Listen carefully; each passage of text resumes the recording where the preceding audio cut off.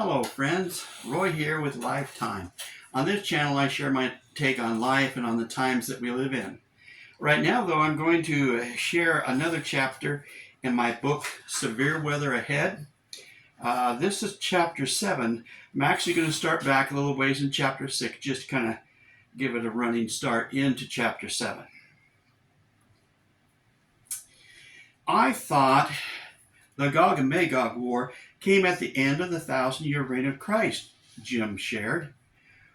We know we aren't in the 1,000-year reign of Christ. That is half correct, Jim Harley corrected. Again, in reading the Bible carefully, we find that Ezekiel's Gog and Magog and the Revelation 20's Gog and Magog happen in locations 100 plus miles apart. In Ezekiel's account, all the countries that are listed opposing Israel are present and accounted for today, and all are against Israel at this very moment, Harley concluded. So, Molly said, pausing to think, you're saying this battle could happen now or in the very near future? I believe it is so close we might not see the year out before it happens, Harley stated ominously. Chapter 7. Where have you been? Questioned Dora with a stern look on her face. Worried about me, Mama? Molly asked mischievously. Yes, I was, Dora stated emphatically. That little in contact text, but no location or anything else, leads to concern. We aren't playing games, Molly. You could have been in grave danger, Dora scolded. Well, you need not worry about me being in danger in this group of people, Molly reassured Dora. If there ever was a real group of Christians, these are the ones. Just what does that mean? Dora challenged. Christians don't have a great reputation overall. Well, you know how Christians are supposed to be all loving and kind towards others, Molly asked. If I ever saw such people, these are the ones. I'm calling Livingston, Dora said, reaching for her phone. You've lost it, girl. You can't be objective. You need off the case, Dora stated. Well, before you make that call, you might want to be brought up to speed, Molly said, setting up her computer. You're going to be surprised by what you hear. I videoed and recorded everything, she shared as she connected her phone to the computer. After the video and the recorded conversation was finished, Dora, sitting cross-legged in her chair, stared at the floor in silence. Those people are crazy and delusional, Dora exhaled out her convictions. The Bible can't possibly tell what's going to happen in the future.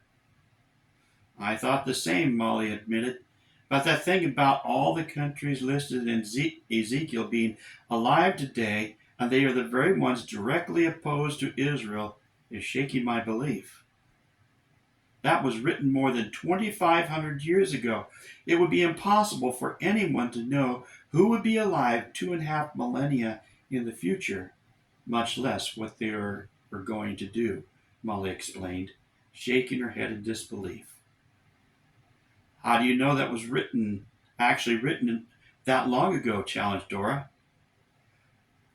Back in 1947, I think it was, an archaeological discovery was made, actually discovered by a Bedouin shepherd boy, of ancient scrolls, now called the Dead Sea Scrolls. In somewhere around 100 BC, they were placed into lidded clay jars and put in the caves where they were found. Fragments of the scroll of Ezekiel were in that find, Molly explained. Dora sat in silence. Then she looked up and asked, So Adams believes this war of Gog and Magog are very close to happening? Gog and Magog, Molly corrected, laughing. Whoever, Dora said with a shrug. Just who is Gog and Magog? As I understand it, Gog is the leader of a country or people called Magog, Molly explained. They're supposed to live in the far north, basically directly north of Israel. Well, that takes away the guesswork of as to who they are today, Dora said, shaking her head. That fits neatly into the puzzle of today's world. So Adams thinks Israel is about to be wiped off the face of the earth. I don't know, Molly admitted. That wasn't talked about.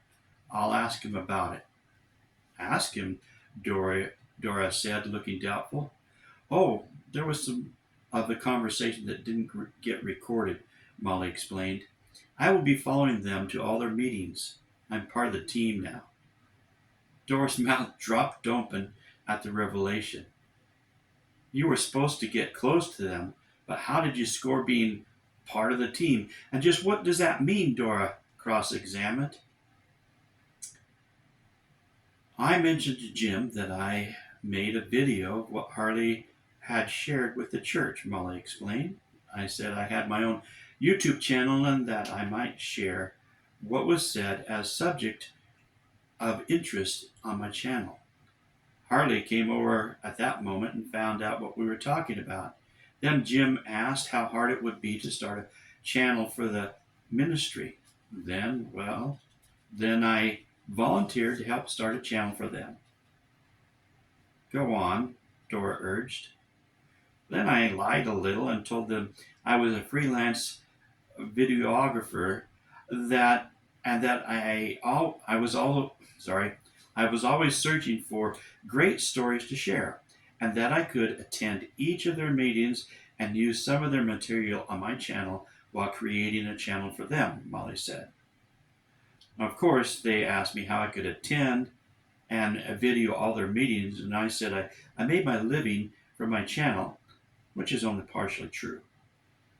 So you really do have a YouTube channel? Dora questioned.